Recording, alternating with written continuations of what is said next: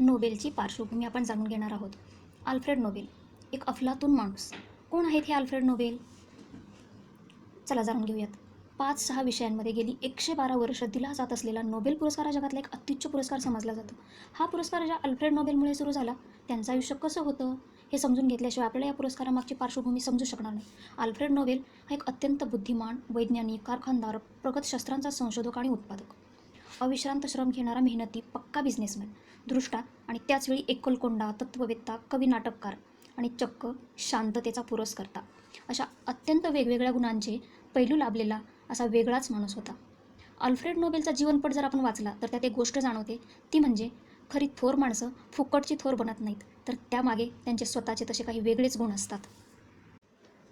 आल्फ्रेडचा जन्म 1833मध्ये स्वीडनमधल्या एका अत्यंत बुद्धिमान घराण्यात झाला. त्याचे वडील सिव्हिल इंजिनियर होते. पूल व इमारती बांधणी यासाठी स्फोटकांचा त्यांना वापर करावा लागत असे व ते स्वतःही स्फोटकांवर संशोधन करत. आल्फ्रेडने पुढे डायनामाईट या सुप्रसिद्ध स्फोटकाचा शोध लावला आणि अमाप पैसा मिळवला. त्यामागचं मूळ हे असं घरातच होतं. दुर्दैवाने बांधकाम साहित्याच्या बोटी बुडाल्याने त्याच्या जन्माच्या वेळी वडिलांना फार आर्थिक तंगी आली होती. ते स्वीडन सोडून रशियाला गेले. त्यांनी रशियाच्या झारला पाण सुरुंगाची कल्पना सांगितली आणि ती प्रयोगांनी पुढे प्रत्यक्षात उतरवली. आल्फ्रेडची आई स्वीडनमध्ये वाणसामान विकून उदरनिर्वाह करू लागली. पुढे वडिलांना बरे दिवस आल्यानंतर सारं कुटुंब रशियात स्थलांतरित झालं. आल्फ्रेडला शिकवण्यासाठी घरीच शिक्षक व प्राध्यापक येत. त्यातले 2 तर रसायनशास्त्र विषयाचे प्राध्यापक होते. तो इंग्रजी, स्वीडिश, फ्रेंच, जर्मन, रशियन या 5 भाषा शिकला.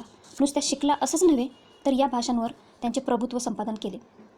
पुढे स्वतःच्या हिमतीवर अनेक देशांमध्ये कारखाने काढताना त्याला या भाषाप्रभुत्वाचा फार उपयोग झाला. घरातलं शिक्षण संपल्यावर वडिलांनी त्याला 2 वर्ष पॅरिसमध्ये व अमेरिकेमध्ये अनुभवासाठी पाठवलं. पॅरिसच्या एका प्रयोगशाळेत काम करत असताना त्याची सोबेरो या रसायनशास्त्राच्या विद्यार्थ्याशी भेट झाली. सोबेरोने प्रयोगशाळेत नायट्रोग्लिसरीन हे स्फोटक बनवलं होतं, पण हे हाताळायला इतकं धोकादायक होतं की पुढे सोबेरो त्याचं काहीच करू शकला नव्हता. इथेच नोबेलच्या डोक्यातला जिनियस जागा झाला. त्याने ते आव्हान स्वीकारून नायट्रोग्लिसरीनला माणसाच्या उपयोगासाठी कसं वापरता येईल याचा विचार सुरू केला. निसर्गावर मात करून पुढे जाणे हा नोबेलच्या आयुष्याचा स्थायी भाव होता आणि महाभयानक स्फोटक रसायनाचा प्रत्यक्षात उपयोग करता यावा यासाठी त्याने प्रयोगांची शर्त लावली आणि डिटोनेटरचा शोध लावला. जेव्हा एखादं महास्फोटक रसायन आपल्याला पाहिजे त्या प्रकारे हाताळता येत नसेल व त्याचा प्रत्यक्ष स्फोट घडवून आणण्यात धोका असेल, तेव्हा त्या रसायनाचा एकदम स्फोट घडवण्याऐवजी त्याआधी वात लावून दुसऱ्या कमी प्रमाणातल्या व कमी धोकादायक रसायनाचा स्फोट घडवून त्याच्या माध्यमातून नंतर खरा मोठा स्फोट घडवून आणायचा, असं त्यामागचं तत्त्व त्यांनी अंमलात आणलं. या शोधामुळे आता नायट्रोग्लिसरीनच्या बोगदे खणण्यासाठी वापर करता येऊ लागला. या स्फोटकाला त्याने ब्लास्टिंग ऑइल असं नाव दिलं. स्टॉकहोममधील बोगदा या स्फोटकाच्या साहाय्याने यशस्वीपणे खणला गेला.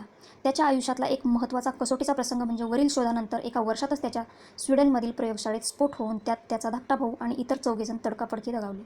आल्फ्रेड नोबेलच्या जागी दुसरा कोणी असता तर त्यांनी हा बेभरवशाचा आणि अत्यंत धोकादायक स्फोटकाचा धंदा बंद करून दुसरं काहीतरी सुरू केलं असतं. भावाच्या मृत्यूचं दुःख असतानाही आल्फ्रेडनं काम बंद केलं नव्हतं. त्यानंतर अवघ्या 1 महिन्यात त्याने स्फोटकांची एक नवीन कंपनी स्थापन केली. इथे 1-2दा स्फोट झाल्यावर स्टॉकहोम पालिकेने त्याला त्यांच्या हद्दीत प्रयोग करायला बंदी घातली. नोबेल या बंदीमुळे अजिबात डगमगला नाही. त्याने शहराच्या हद्दीबाहेर पाण्यावर एका तराफ्यामध्ये आपली प्रयोगशाळा सुरू केली. पण संशोधन चालूच राहिलं. स्फोटकांवर संशोधन म्हणजे दररोज मृत्यूशी खेळ हे माहीत असूनही नोबेलने जर्मनीत क्रुमेल येथे स्थापन केलेल्या कारखान्याच्या बाबतीतही असंच घडलं. आसपासच्या प्रदेशात बेकारी होती तरी देखील स्फोटकांच्या कारखान्यात कामाला कोणी कामगार मिळेनात. मग त्याने स्वीडनमधून सुमारे 50 कामगार आणले. त्यात त्याचा एक खास इंजिनियर मित्रही होता. 1866 साली नोबेलने जर्मनीत कारखाना काढला. पुढे नोबेल अमेरिकेत असताना त्याला त्याची जर्मनीतली प्रयोगशाळेत स्फोटात नष्ट झाल्याचं कळलं. त्याने दुसरी त्याहून मोठी प्रयोगशाळा बांधली. पुढे तीही स्फोटात भस्मसात झाली. तेव्हा त्याने तिसरी त्याहूनही मोठी प्रयोगशाळा बांधली. जर्मनीतल्या स्फोटात त्याचा खास मित्रही दगावला. जर्मनीतही प्रयोगशाळेत स्फोट होऊन लागल्यावर सुरक्षेचा प्रश्न सुटेपर्यंत पुढचं संशोधन त्याने जवळच्या एल्ब नदीच्या एका तराफ्यावर प्रयोगशाळा स्थापन करून त्यात केलं. 1889 साली अमेरिकेतल्या कंपनी ही स्फोटाने विच्छिन्न झाली. काहीही करून हाती घेतलेली गोष्ट यशस्वी करायचीच याचं त्याला वेड होतं. एवढे सगळे स्फोट पाहून त्याला समजलं की हे ब्लास्टिंग ऑइल हाताळायला व एका ठिकाणाहून दुसऱ्या ठिकाणी न्यायला सुरक्षित नाही आहे. जगभर बोगदे, इमारती, रस्ते, लोहमार्ग यासाठी त्याचा वापर करायचा, तर या राक्षसाला सुरक्षितपणे हाताळायला हवं.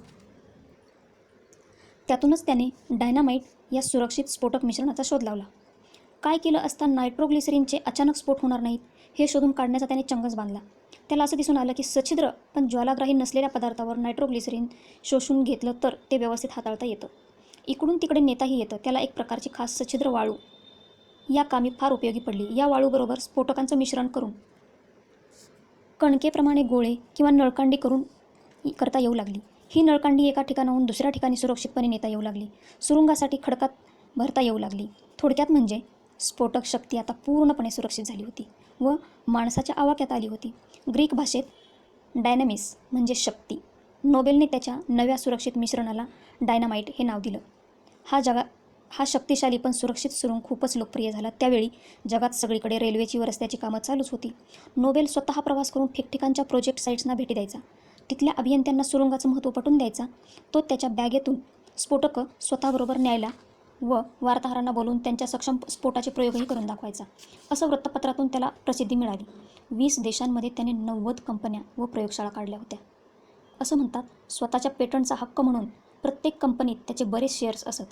अशा रीतीने तो एक खूप हुशार बिझनेसमन होता. त्यातूनच त्याला खूप संपत्ती मिळवता आली. वयाच्या अवघ्या 40व्या वर्षापर्यंत त्याने असं हे साम्राज्य घडवलेलं होतं. नोबेलच्या जर्मनीमधील कारखान्यात एक स्मारक उभारलेलं आहे. त्या स्मारकाचं नाव आहे तंत्रज्ञानाचा नैसर्गिक शक्तींवर विजय. खरोखर नोबेलची कामगिरी वर्णन करायला याखेरीज दुसरे शब्द नाहीत. अविश्रांतपण नोबेलचे प्रयोग चालायचे. त्याची स्वीडन, इटली, फ्रान्स अशा अनेक ठिकाणी घरं होती आणि प्रत्येक घरात प्रयोगशाळा होतीच होती. नोबेलने निव्वळ स्फोटकांवरच काम केलं असं नव्हे, तर कापड उद्योगाला लागणारी रसायनं, कृत्रिम चामडी, कृत्रिम रबर, कृत्रिम रेशीम यावरही त्याने काम केलं. या उद्योगांमध्ये रासायनिक प्रक्रियांसाठी स्फोटकांचा कसा उपयोग करता येईल याबद्दलचं त्याचं संशोधन आजही काही उद्योगांमध्ये वापरलं जातं. उदाहरणार्थ चामडी कमावणे, कृत्रिम मण्यांवर चकाकी इत्यादी. नोबेलने एकूण 355 पेटंट्स मिळवली होती. किती? 355 पेटंट्स. शेवटपर्यंत पेटंट्स मिळवणं आणि नवनवीन कंपन्या काढणं किंवा विकत घेणं हा त्याचा क्रम चालूच होता. तोफा बनवणारी बोफोर्स कंपनी त्यांनी 1891 साली विकत घेतली. बरोबर 100 वर्षांनी भारतीयांना या कंपनीचं नाव नोबेलमुळे नव्हे तर भलत्याच राजकीय वादळामुळे माहीत झालं. 1868 साली नोबेलला रॉयल स्वीडिश अकॅडमी ऑफ सायन्सेसचा महत्त्वाचा पुरस्कार मिळाला. मानवाच्या प्रगतीसाठी जे महत्त्वाचे शोध लावले जातात त्यासाठी म्हणून हा पुरस्कार दिला जात असे. नोबेल पारितोषिकासाठी तजवीज करताना या 1868 सालच्या पुरस्काराचा अल्फ्रेडच्या मनावर निश्चितच पगडा होता, कारण दोन्ही पुरस्काराच्या हेतूमध्ये खूपच साम्य होतं. नोबेलने शांततेच्या कार्यात देखील खूपच रस घेतला. कोणी म्हणतात की डायनामाईटचा संहारक अस्त्रांसाठी उपयोग होत होता, त्यामुळे त्याचं मन त्याला खात होतं व त्यामुळे त्याने शांततेच्या कार्यात रस घेतला. मात्र त्याच्या आयुष्यातल्या काही गोष्टी पाहिल्या तर असं वाटत नाही. पहिली गोष्ट म्हणजे तो कवी होता, वाङ्मयाचा अभ्यासक होता. अशा कविहृदयाच्या माणसाला शांतताच प्रिय वाटणार यात वादच नाही. त्याने तत्त्वज्ञानाचा खूप अभ्यास केला होता, स्वतः अनेक टिपणं काढली होती आणि स्वतःचे असे काही ठोकताळे बांधलेले होते. डायनामाईटच्या संहारक शक्तीबद्दल त्याचं असं मत होतं, तेच शोध त्याने मानवाच्या हितासाठी लावले होते. खरोखरच रस्ते, बोगदे, लोहमार्ग ही प्रगती भराभर होण्याला डायनामाईट नक्कीच कारणीभूत झालेलं होतं. नोबेलचं मत होतं, आपल्या शोधाचा लोक कसा वापर करतात याला शास्त्रज्ञ जबाबदार राहूच शकत नाही. कोणताही उत्कृष्ट शोध हा न्यूट्रल असतो, त्याचा बरा वाईट उपयोग लोक करतात. नोबेलच्या माजी सेक्रेटरीने जागतिक शांततेबद्दल एक पुस्तक लिहिलं होतं. त्या संदर्भात तिला पत्र लिहिताना नोबेलने लिहिलं होतं की नुसती चांगली इच्छा असली म्हणजे शांतता निर्माण होतेच असं नाही. नोबेलने शांततेची नुसती इच्छा न करता त्याकरिता कृतिशील प्रयत्न केले. त्याने एक वर्तमानपत्र विकत घेऊन त्याने चालवायला सुरुवात केली. त्याद्वारे शांतीचा संदेश पसरवणे व त्याचा त्यामागचा उद्देश होता. त्याने तुर्कस्तानच्या एका माजी राजदूताला निव्वळ शांततेचे मार्ग शोधून काढण्यासाठी नोकरीला ठेवलं होतं. आंतरराष्ट्रीय न्यायालय स्थापन करणे किंवा सर्व राष्ट्रांनी एकत्र येऊन शांततेचे प्रयत्न करणे या दृष्टीने कोणती पावलं उचलता येतील याचा त्याने विचार केला होता. एका प्रकारे 20व्या शतकात निघालेल्या आंतरराष्ट्रीय न्यायालय व युनायटेड नेशन्स वगैरे कल्पनाच त्याच्या मनात अर्धशतकाआधी आल्या होत्या. डायनामाईटहूनही अत्यंत विध्वंसक स्फोटक शोधून काढलं तर 1-2 मिनिटात मोठा विध्वंस घडून येईल व एकदा का असा विध्वंस घडला की देशोदेशीचे राजे जागे होऊन नंतर युद्धाचा मार्ग कधीही अवलंबणार नाहीत, असा त्याचा दुसरा टोकाचा आशावाद होता.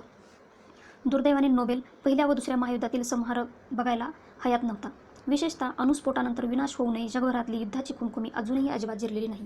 हे त्याने पाहिलं असतं तर आपलं मत निश्चितच मागे घेतलं असतं. शांततेसाठी नोबेल पुरस्कार ठेवणे यातच नोबेलला जागतिक शांतता किती प्रिय होती ते दिसून येतं. अल्फ्रेड नोबेल 1896 साली वारला.